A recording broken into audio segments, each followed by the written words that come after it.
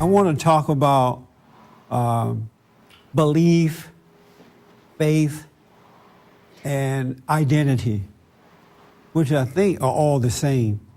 I think they are. And that's why I want to find out. Since you guys are smarter than I am, I couldn't wait to get here to ask that. Belief, faith, and identity, are they all the same, all right? Let me just read one thing here first. This is in Mark 11:22. He said that the next morning, as they passed by, they saw the fig tree wither. Oh, this is where Jesus was walking down the road, and he was hungry, and he saw a fig tree, and the fig tree was beautiful, had a lot of leaves on it, and looked really nice. And so he was hungry, and they went over to the fig tree to get some figs off, and it had none. And so Jesus said to the fig tree to wither away. You should never bear fruit again. And so the fig tree died away. All right, so that's what this is about. And it's about faith as well. Next morning, as they passed by, they saw the fig tree wither to the roots. Peter remembered, "Look, Rabbi," he said to Jesus, "the fig tree that you cursed has withered away." Jesus answered, "Have faith in God. In truth, I tell you, if anyone says to this mountain, 'Be pulled up and thrown into the sea,' with no doubt in his heart, but believing that what he says will happen, it will be done for him. I tell you, therefore, everything you ask and pray for, believe that you have it already, and it will be yours.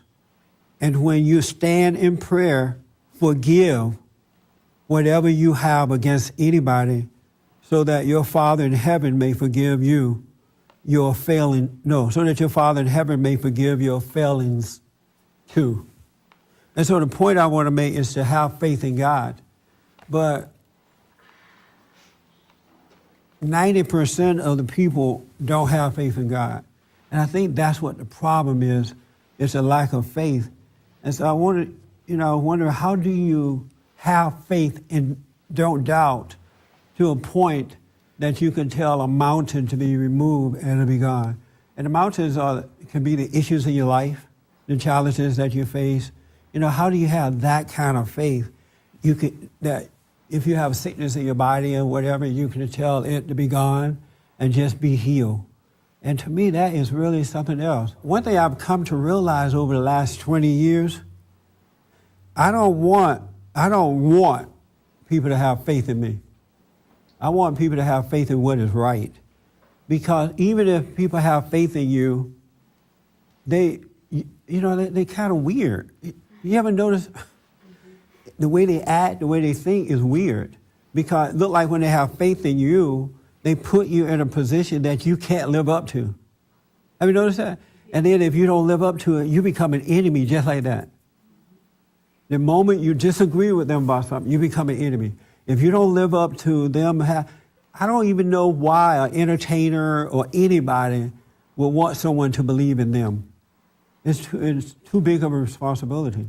It would drive you nuts. And then it drives the folks nuts that believe in you.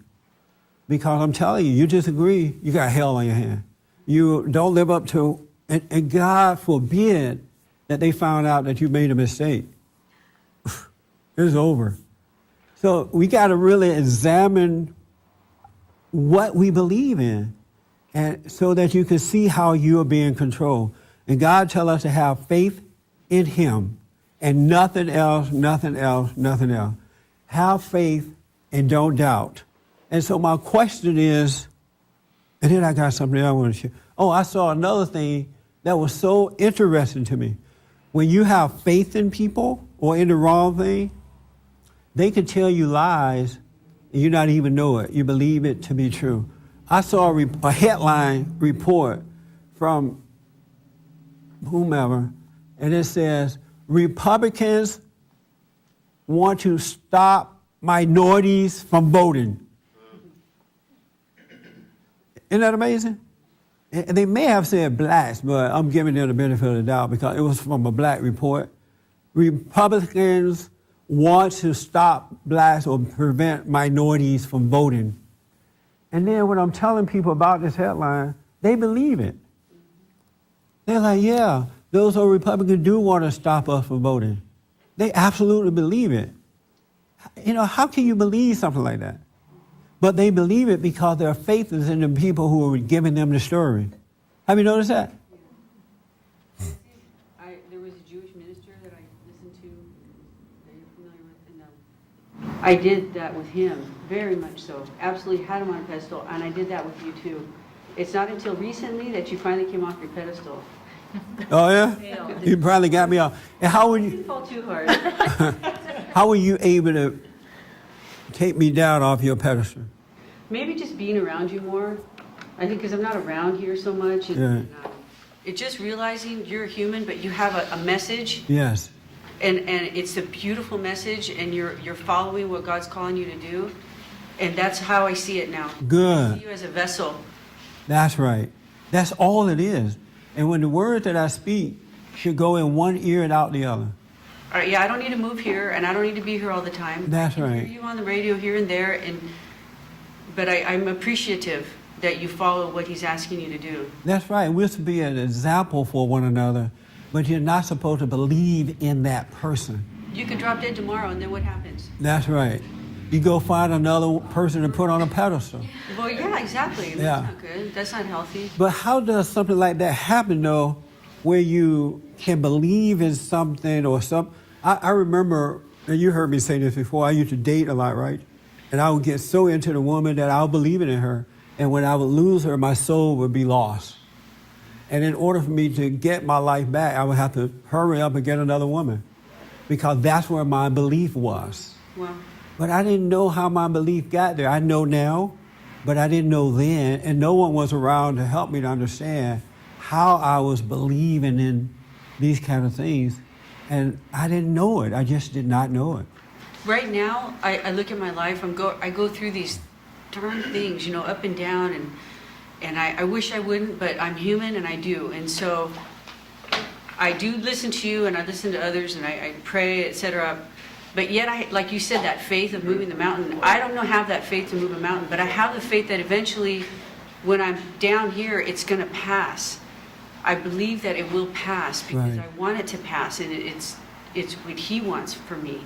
It might not happen in a year, or it might not happen. I don't know when it's going to happen, but And do you have faith in God? I do. You do? Yes, I do. And do you doubt? So He said, have faith and don't doubt. I'm sure I doubt. I'm Yeah. sure I do. I don't like that I doubt, but I know I do. Yeah. Yeah, I don't like it. Because if you truly have faith, then your life wouldn't be like a roller coaster. Yeah, It would be even key. that's beautiful. It would be straight and narrow. Yeah, I would like that. And that's why I want to talk about how do you have faith in God and don't doubt. It's such a powerful statement, and yet most people don't have it. Maybe really, because I most people don't believe have I can. I'm sorry? I probably don't believe I can. You don't believe you Yeah, can? I don't. I don't believe I can have that peace. Oh, okay. That's it. You don't believe it. Yeah, Then why bother to have faith in God then? because I want it. Oh, okay. So you want to have faith in God, you don't quite have it yet. Right. Just the honest truth. That's what we need, Yeah. honesty. Yes, ma'am. We're going to show you how to do that. Yes, ma'am. No, I was going to say about putting you on a pedestal. It's like you're not available 24 hours a day. That's right. So you think Yeah. about that, God is always there. Yeah. So if you really need something, the answers are within. And so That's right. God is always there.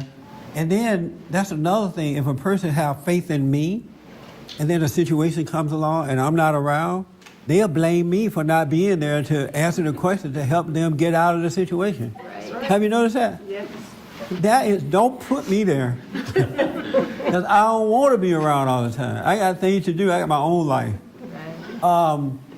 I got an email from a person, and they were freaking out on this email. I need Jesse right away.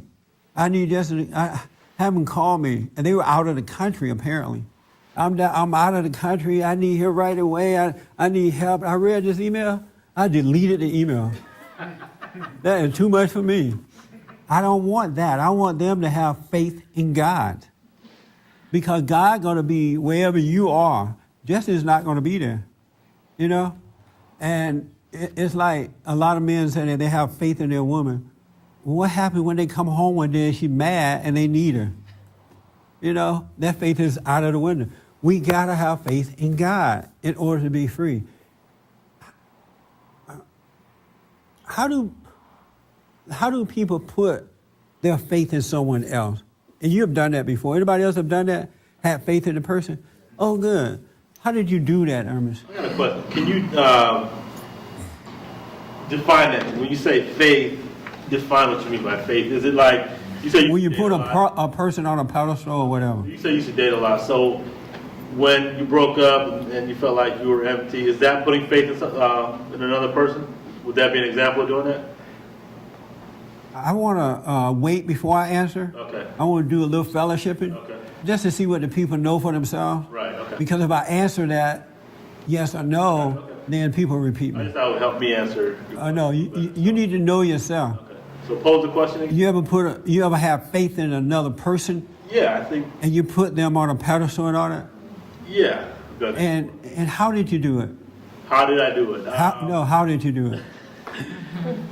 Well, I guess the people that I did that with were in positions of authority, or they seemed they were wise and they had a lot of wisdom, Yes. spiritual wisdom. And so since I didn't have it within myself, I was getting it from that external source and trying to apply what they said was faith or salvation. So instead of discovering it for myself, I was taking what they said and trying to live it out, trying to live out what they said it was like. Yeah. Does that make sense? Yeah, it does. And then, so how did it affect your life? Oh, it screwed it up. I acted out things that at the wrong time, in the wrong manner. Didn't think I had anger, because I wasn't overreacting in the moment. It really didn't allow me to see myself. I stayed in denial about a lot of things about myself for a long time. Yeah. I'm just kind of waking up now. Another thing I noticed about people who put me on a pedestal, other folks see that in them, because when you put someone on a pedestal, when you have faith in the person, you got to act out and try to live like you think that person is living too. Mm-hmm. And so other people see that, and they see that you are as nutty as a fruitcake, right? But they'll blame me for it. They think I did it to them. Instead of thinking this is a nutcase or trying to help them, but they'll blame me for the person's action. Isn't that amazing? Yes, but Jesse, it can happen in other ways besides spiritual. You see a beautiful woman and you want to be near her and talk to her, or you see a man with a nice car, briefcase, good polished guy, or people in position, you can't talk to them because oh my gosh, I don't have all those degrees, I can't talk to them. Yeah. So many ways. It's in slavery. It's so something else. Yeah. It is so weird. It is like it's happening without you seeing that it's happening. You wouldn't be able to talk to Sean Hannity and those people if you didn't have that freedom, I think. One good thing about me, now I used to do that, I have to admit. Okay. But 22 years ago when God changed my heart, He took away my gods to all these other gods. He allowed me to see what I was doing that caused me to get hung up. And I've not been hung up since then. That's good. I've not been hung up with anything since then. I want to just talk about how you do that, how you get hung up, and why you don't see it. I saw Ernest first, and then I'll come on. Yes? I was going to say, it's almost like if you don't really have that inner source that kind of gives you that direction, you almost, as a person, I almost have to cling on to something or somebody to kind of help me get to where I thought I needed to be. For more information, to purchase a copy of this program, or to make a donation, visit us on the web at bondinfo.org or call 1-800-411-2663. That's 1-800-411-BOND.